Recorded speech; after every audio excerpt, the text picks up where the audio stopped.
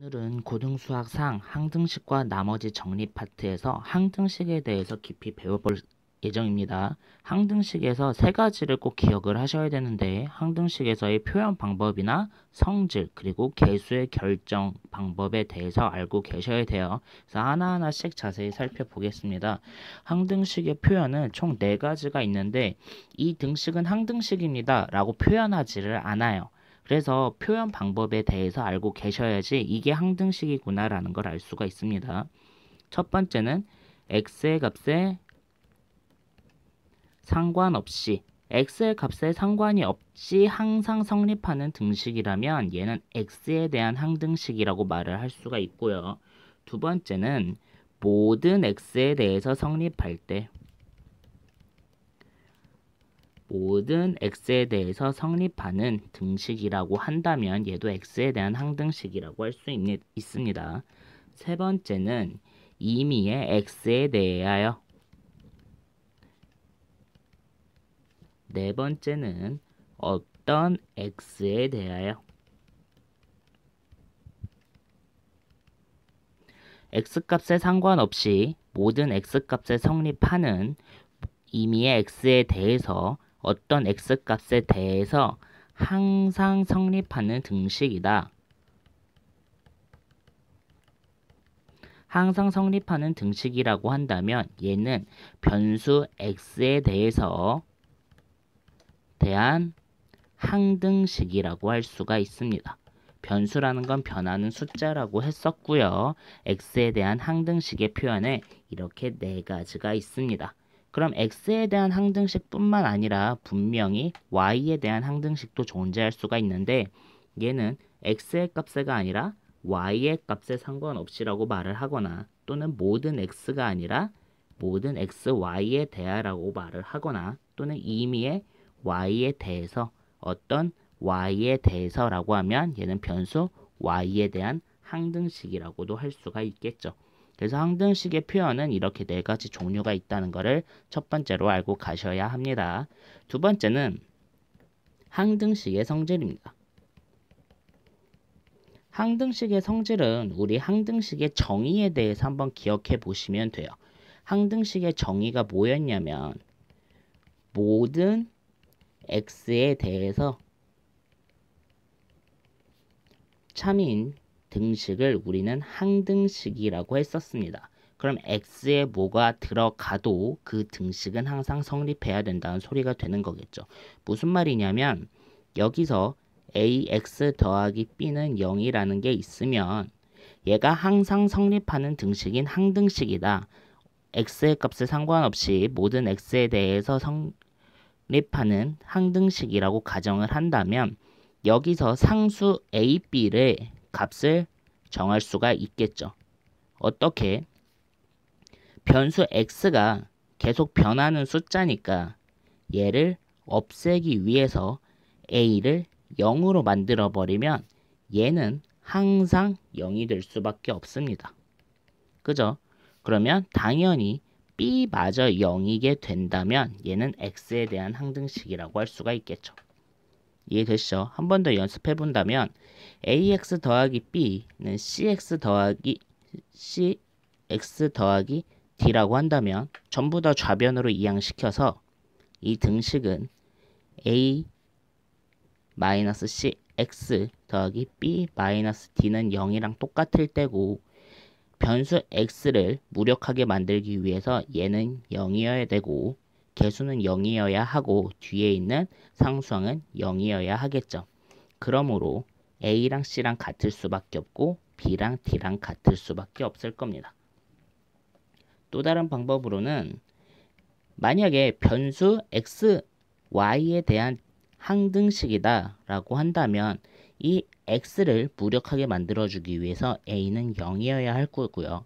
변수 y도 무력하게 만들어주기 위해서 b도 0이어야 합니다. 그럼 더해지는 c는 당연히 0이어야 하겠죠. 마찬가지로 ax 더하기 by 더하기 c는 dx 더하기 2y 더하기 f라고 가정을 해본다면 a랑 d랑 당연히 같아야 되고 y의 개수도 당연히 같아야 할 거고요. 상수항끼리도 같아야 하겠죠. 그래서 변수 어떤 숫자에 대해서 항등식이라고 한다면 그거의 개수는 0일 확률이 높거나 아니면 우변에 있는 개수끼리 같을 수밖에 없다는 소리가 되겠습니다. 이 항등식의 성질을 이용하여 우리는 항등식의 개수를 결정할 수가 있는 거죠. 그래서 이거를 우리가 미정개수법이라고 하는데 그거에 대한 거 필요 없고 그냥 항등식에서 개수를 결정하는 방법이라고 보시면 되겠습니다. 개수를 결정하는 방법은 두 가지가 있습니다. 첫 번째는 위에 거를 이용했듯이 개수를 비교하는 방법이 있어요. 무슨 말이냐면 예를 들어 3x 더하기 2는 ax 더하기 b라는 등식이 있는데 얘는 x에 대하여 상관없이 항상 성립하는 등식인 항등식이라고 한다면 개수끼리 당연히 같아야 되는 겁니다. 변수 x에 대해서. 그럼 당연히 a는 3일 수밖에 없고요. b는 2일 수밖에 없겠죠. 그래서 간단하게 항등식에서 개수를 결정하는 방법은 변수에 대한 개수나 상수항이 같아야만 한다는 성질을 이용할 수가 있는 겁니다. 두 번째는 수치대입법이라는 것이 존재를 하는데 수치대입법이라는 것은 항등식의 성질은 모든 변수 x에 대해서 모든 숫자에 대해서 항상 성립하는 등식이라는 것을 사용하는 방법입니다. 예를 들면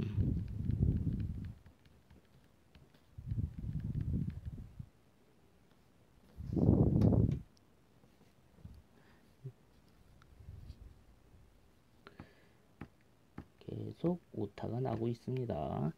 예를 들면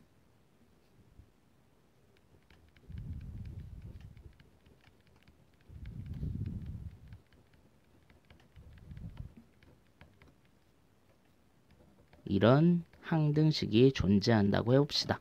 x에 대한 항등식이 존재하는데 위의 방법처럼 사용하기 위해서는 우리는 이거를 다 전개를 해야 돼요. 다 전개하기가 귀찮죠? 그러니까 수치를 대입해 볼 겁니다. 왜? 얘는 항등식이기 때문에 어떤 수를 집어넣어도 항상 성립하는 등식이기 때문이죠. 그러면 어떤 수를 먼저 집어넣으면 만만하냐? 여기다가 얘랑 공통인 x에다가 마이너스 1을 집어넣게 된다면 마이너스 1을 여기다가 집어넣으면 0이 되죠. 여기다가 집어넣어도 0이 되기 때문에 이 등식들은 사라지게 되는 겁니다. 그럼 마이너스 1을 집어넣은 마이너스 2 곱하기 마이너스 1은